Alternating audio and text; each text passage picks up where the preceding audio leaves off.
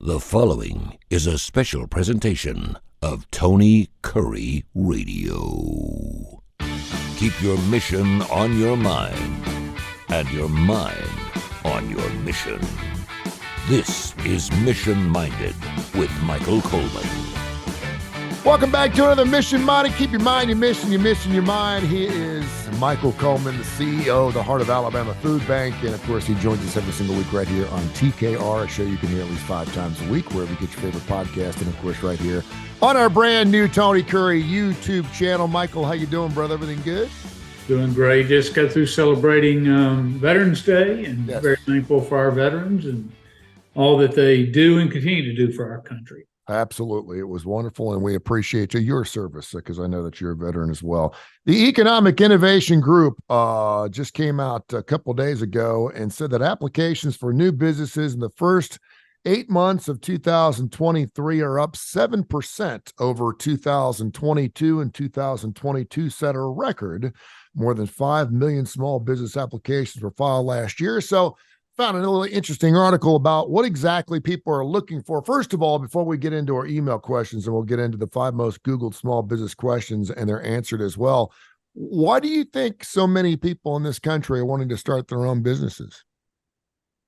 Well, this is just coming from my gut, but there's a lot of people who it's part of our culture that we grow up saying, one of the great things about our country, does our country have challenges? Yes. But one of the great things about our country is you don't have to wait to sit around and create a job or somebody to create a job for you. You can go out, if you have any skill whatsoever in any particular field, you can go out and create your own job. And it's that freedom and it's that independence, and that's how our economy is set up. We love the idea of entrepreneurship.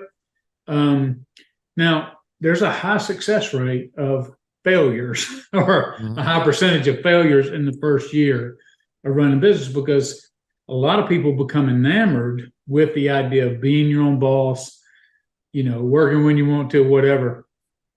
Those people, if it's just, hey, I don't want to be up under somebody's thumb, those are people who are typically not going to do well.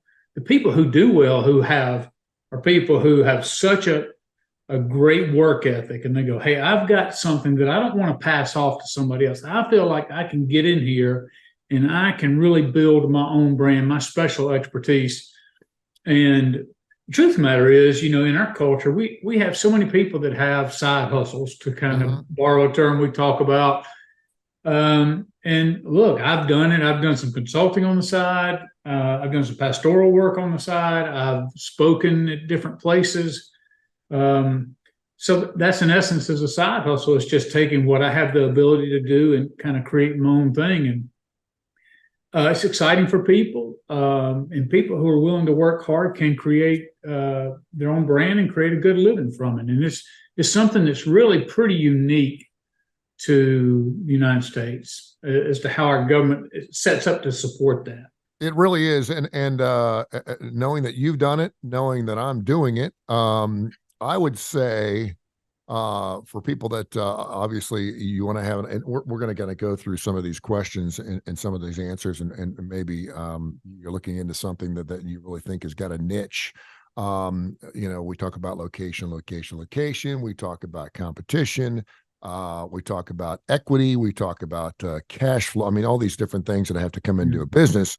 And I would say this, love what you do. If you're going to start your own business, love what you do, because if you're wanting to get out from underneath the thumb because you don't want to work for somebody else and you're working in an industry or something that you don't really enjoy, and even if it pays well, we always say, I think it's like 70-something% of people don't enjoy what they do for a living. Yeah. If you're going to get into a business, love what you do, because you don't get time off. you don't. Yeah. I mean, you just don't. And I'll use an example. I got a friend of mine that owns a Sneaky Pete's down on Highway 31 in Montgomery Highway. And every time, he's owned the business for 30 something years, every time I go in there, he's working. Yeah. He's in his 60s. He's owned that business for 30 something years, but he loves making hot dogs. He loves working that business. I mean, that's not me. That's not something that sounds like fun to me. But he just loves getting in there every single day. He works 7 days a week. They don't take time off. His wife works with him. And it's just something they enjoy to do. And that's great. And I know a lot of people were like, I ain't working some hot dog joint for 7 days a week. That doesn't sound good to me. That's not your kind of business model. But it really, I mean, just talk about that. You better enjoy what you do if you're going to go off and start your own business. Well, one of the questions it talks about here is people are questioning, Googling on small business ideas. And I've seen people say, and of course, when you do that, typically the easy way is you're looking to franchise or looking for a franchise, because a lot of the heavy lifting's already been done in terms of the idea. But what I've seen so often is people go, yeah, I want to be my own boss. And so they do it. And then they end up choosing what they think is the best, maybe how much capital they have. Well, I'm going to get this easier or less expensive franchise because it's easier for me to get into.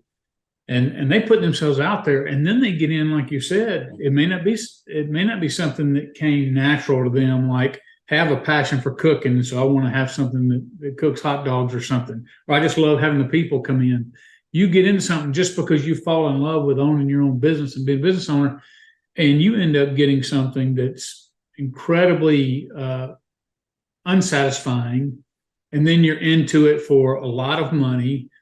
And something else that people are real quick to jump in this without thinking about, when the air conditioner breaks and the guy comes out and says, well, you need a new unit and it's going to be $5,000. You don't get to turn to your landlord and say, hey, where's my air conditioner? Yep. That's $5,000 you've got to pull out from somewhere. And a lot of people start with such a low amount of working capital.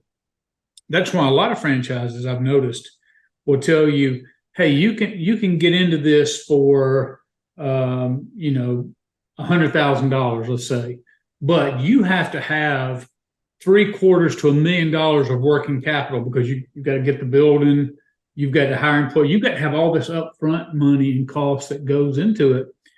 And a lot of people just don't have that, or not willing to put those kind of dollars at risk. And so I just really encourage, like you said, you got to love it. And I love business. I like supporting local businesses, but you really got to think about how all the responsibility falls to your shoulders when something goes bad. If something goes bad from employees, if a liability costs, when somebody falls down in your store, now they're coming after you and your family and your retirement and everything else. I mean, there's so much risk involved, but there's also tons of reward with being your own boss and building something with your name on it. I've seen businesses succeed and fail in both scenarios, but what do you think is the best route to go?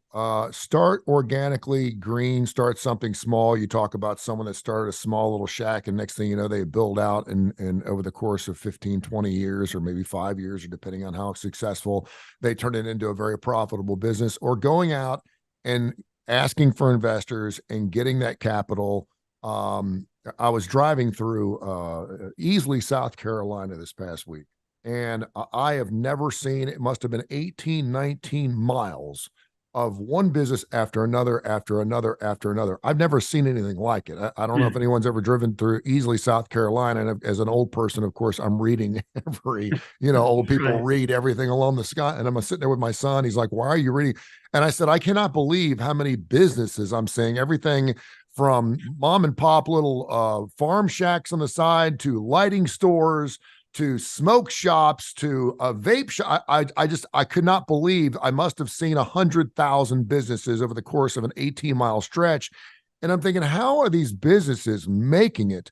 And all I could think of is, are they starting off with a little idea and turning it into something bigger, or are they going out and getting a couple of $100,000 in investment money, building it out and making it look right, and then trying to build it from there? Is there a right or a wrong way of doing that? Well, I think, and I mentioned this on a few other podcasts, is to me, it all starts with the business plan, because what the business plan does is in the business plan, you determine, okay, this is what I want to do. Then you have to determine, are you in a place that has a market for that? Because it doesn't matter how good the food is, or it doesn't matter how good the service is, whatever it is. if you're not in a market, or you're not going to market to a community that has that need, lots of times you can come on board, you can invest all this money, and then you got crickets. Again, not because you're a failure, but you've opened this in the wrong place. It requires X amount of customers, and maybe you didn't plan, how do I market this effectively? How do I grow my business? I've seen people sometimes jump in and just think, well, I'm gonna go ahead and invest in a brand new building. I'm gonna start from the top. Everything's gonna be top notch and brand new and shiny. Mm-hmm. And people, so you put all this upfront capital, and then your business plan is all, or your business model or your business plan is off. It's not jiving with where you're setting up and what you're doing. And so I think it's a mistake unless you do the research up front and you're like, I'm bringing a service that's desperately needed. I've done the market research.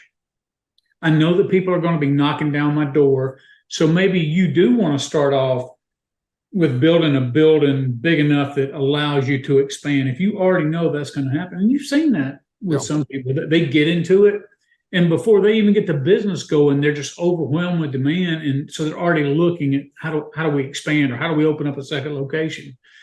But I would say that's really the exception rather than the rule. Most people should really focus on minimizing cost up front until you can actually test whether your product and whether your service is selling in its market.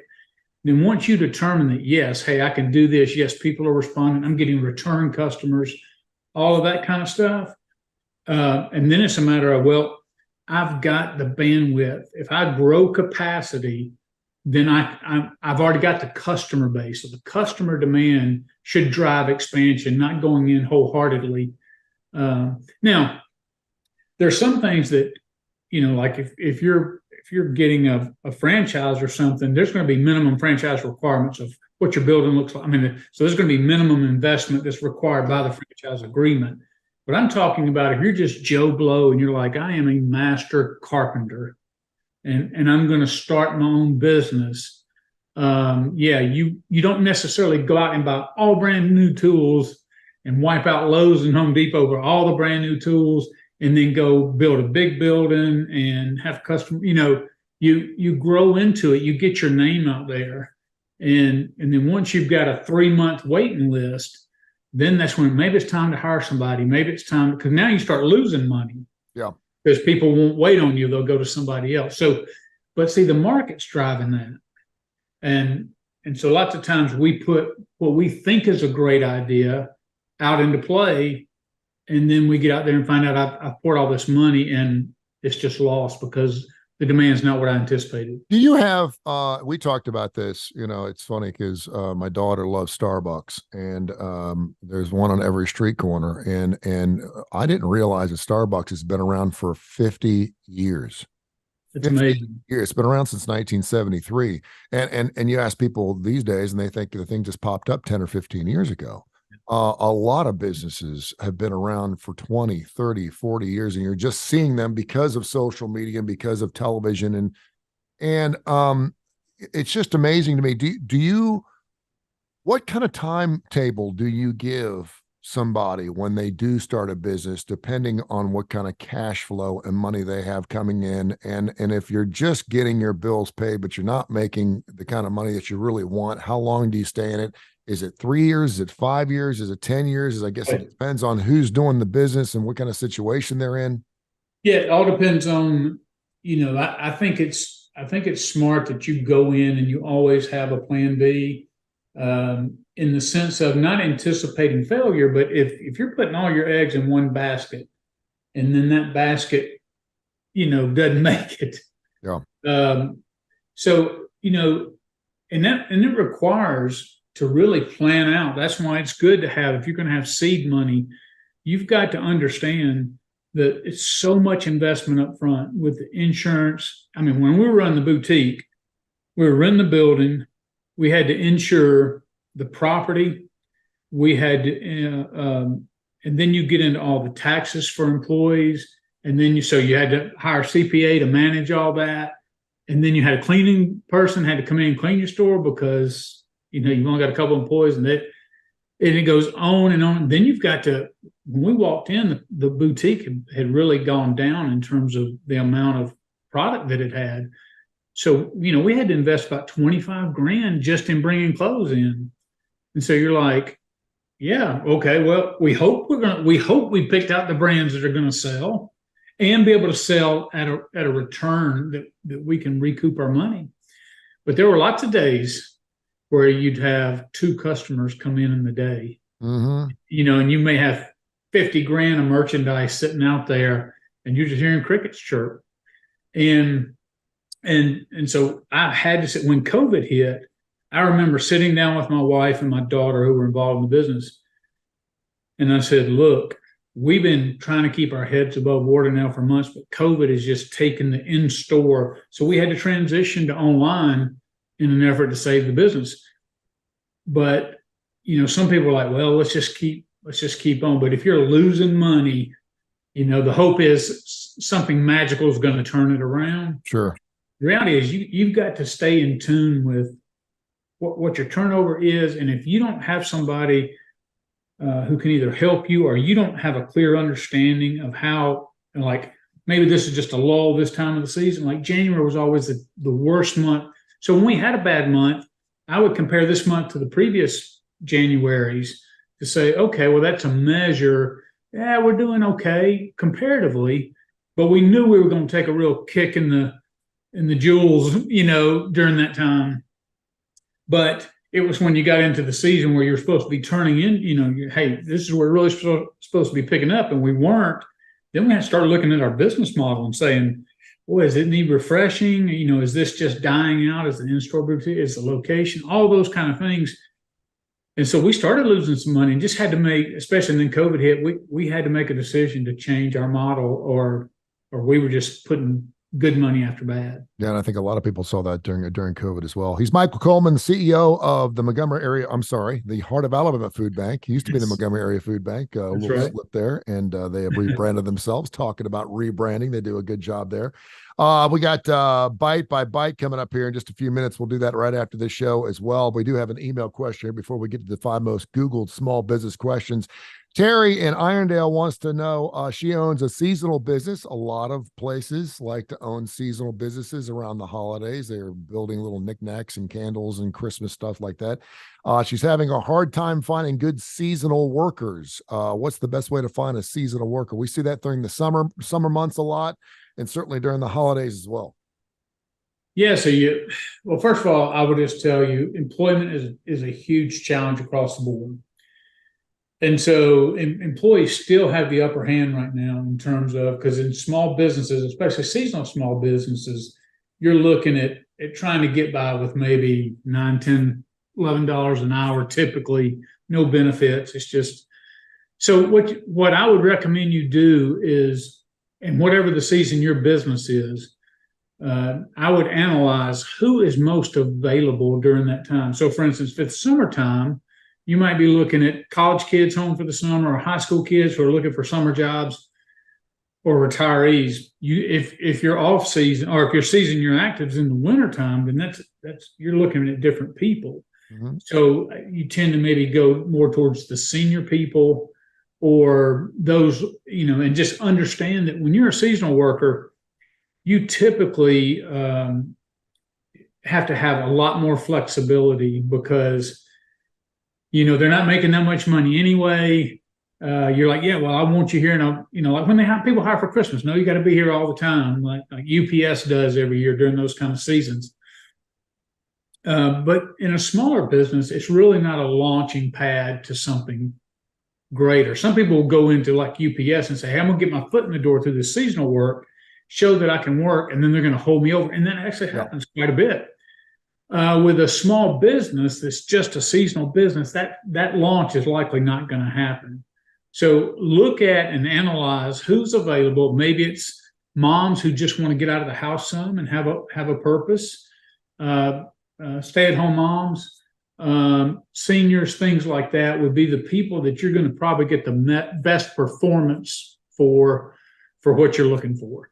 some of these smaller businesses too, and I know they work off consignment. It's always a good idea too, because the business that's giving you the place to show your wares is taking a percentage, but you're also working your own booth, so they don't have to worry about hiring somebody to actually show Right. things. The 5 most Googled small business questions and answered. I'm just going to go through these, and feel free to give us and expound your thought process on it. Small business loans. Is that a good idea? Bad idea? Well, again, it depends on what you're looking at. There's crowdfunding is relatively new, and it can be an exciting way to raise money. The problem is with every bit of crowdfunding, if somebody's investing into it, the question is, what do they get for their investment? So you can do crowdfunding for as low as $10 a person, Mm-hmm. and people are, all right, I bought $10 worth of your business. What's the return on that? And you have to figure all that out. But you can also raise with Kickstarter and crowdfunding and all that kind of stuff with those programs that are out there. You can raise millions of dollars. So again, it all depends on what you want to do and how much capital you need up front. And lots of times it's just safer to maybe go to Small Business Administration, especially if you could get some guaranteed loans. And you just kind of shop those around to see which banks can give you the best rate based on those loans. But obviously the best situation is you can start a business without a lot of upfront capital needed, such as a skilled position like hey, I'm going to start my own HVAC business. I'm going to start my own carpentry work. Typically, you're going to have all the tools to do those kind of things anyway. Small Business Insurance Company compiled a list of the hottest small business trends for 2023. Home remodeling work, solar panel installation, smart home installation, home healthcare, fitness training, digital content creation, animal caretaking and training, and cybersecurity. Of course, the best small ideas is the one that's specific to what you want to do in that particular business. Small business ideas. Do you find that people that get into small business for themselves already have an idea in hand and think this could work in my area? Or is it going out and saying, I think there's a need for this. I really don't know a lot about it, but I think I can build something here. Yeah. I mean, you see things like sometimes some of them this is how both amazing and this is a little sad in some degrees, but you can start your own business. There are so many lonely people out there. There's actually apps that you can sign up just like you can on, I'm trying to think, what's the one where you're on Angie's List? Mm-hmm. So if I'm a carpenter on Angie's List, I can say, so people look for carpenter there, they can see me and people can review me. There's actually apps out there that you're like, hey, I'm just going to make myself available for people to talk. And it's $30 for an hour or $40 for an hour. And so you schedule when you're available and people actually pay. And then you talk to them for an hour. But it just goes to show you there's almost nothing that you can't make money from if you just put your head and mind to it. And there's more and more with the technology that's available, keep coming out. It's just going to get easier and easier to do. Crazy. Small business marketing. That's something that a lot of people, word of mouth obviously is the best way to go because it's cheap. But talk about small business marketing. And is that something you need to look at before you actually start your business? Absolutely. And I will tell you, it's probably one of the biggest mistakes that people make is they go into a business. What's the most effective way? And like you said, word of mouth is a great way. Friends telling friends. The problem is if you're starting out something, you go, okay, I'm gonna start with a carpentry business or household remodeling or whatever.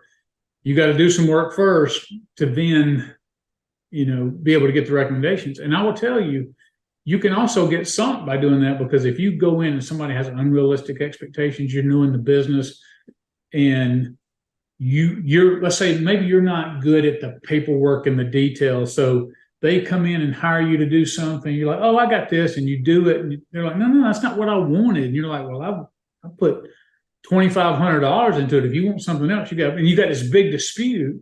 Well, that person's a key mover and shaker. And you're like, no, you got to pay money and get into that dispute. And that happens all the time. Mm-hmm. And then because you weren't very clear, didn't have it written out as to what the expectations were. and then they trash your reputation. But so just as good as somebody being an ambassador for you in a community, it works the other way as well. They can sink your business pretty quick. I think the marketing aspect of it is very important too, because you got to be ready for the marketing. If you're going to market, you better answer the phone. I have had a lot of businesses that said, "Listen, I had a window guy that was willing to put windows in my home," and I said, "I'd be more than happy to go ahead and endorse your product." And I said, "But you better be ready to go, because I know you're going to get a lot of response on it." And guy never answered the phone. He was not ready for that marketing. So, and I've had buddies who, and that's what I talk a lot about, because I've talked with them about how they devise their business. So I had a guy, he was so cheap. Well, he was booked up for the next 4 months.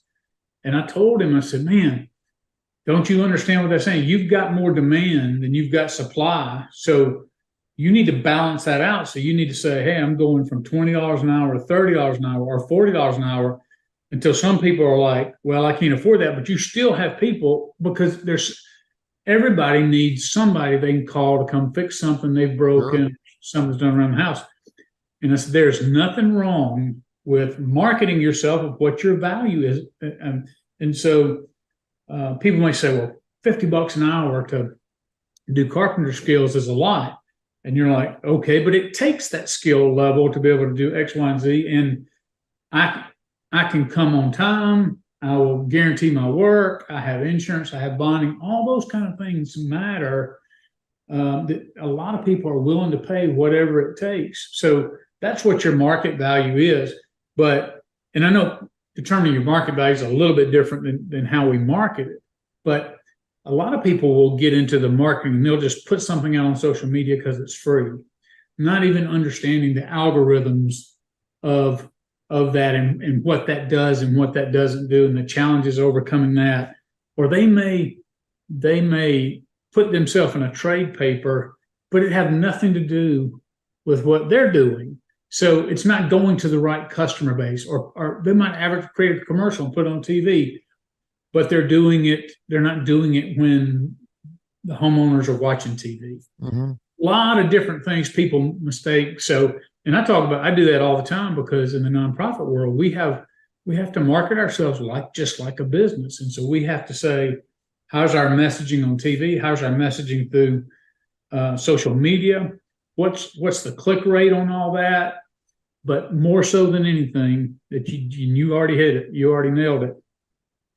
When you get somebody to call you because of marketing, if you don't answer the phone, or if you can't return their call in a timely manner, or if you have a 4-month wait list, you're not going to get new business. I tried to talk to them when they had so much business. I said, hey, why don't you hire some guys, mm-hmm, train them, and grow your business? Now you're managing these guys, but you're getting them to a level that you can trust. Yeah. And can grow. But that just wasn't who they were. They weren't interested in that. They're like, I like doing the work, and I'll do what I can do. And that's all. And that was fine. Yeah. But I'm always like, hey, how do you grow it? How do you make it bigger? How do you, because the demand is certainly there. Small business grants, you talked about that a little bit. And then finally, small business credit cards. You have any inside information on business? And I see these Capital One cards all the time, these multi-million-dollar businesses that are getting 2% back, and they're building another building because they're getting all this money back from their credit. Right. I'm like, okay, that's not your typical small business. But any hints or any clues on credit cards? Well, I would shop around, obviously, and do get, because those buybacks or paybacks are important, because you're gonna have, in today's world, you're gonna have to have a business credit card to pay vendors. Most are not gonna wait till they get a check. Some will, but like when you're ordering material and it's not local anymore. You're having to order, like with our boutique. A lot of our clothing came out of California. Well, they're not going to ship from California on the hope that I'm going to send them a check. They're like, no, you pay first. Mm-hmm. So you have to manage that. And so you're always trying to be competitive with rates. If possible, always try to be able to pay it off by the end of the month. I know that's not always possible, but if possible, do that, because that's how you avoid your interest rates. Because as crazy as interest rates are now, even good credit cards are running into the high double digits, like 15 to 18 to 21%. Email questions anytime, info@TonyCurryRadio.net. Send your emails. We'll read them right here on Mission Minor. He's Michael Coleman. Stay tuned here if you're listening to TKR or wherever you get your favorite podcast for Bite by Bite. Another great show we do right here on Tony Curry Radio.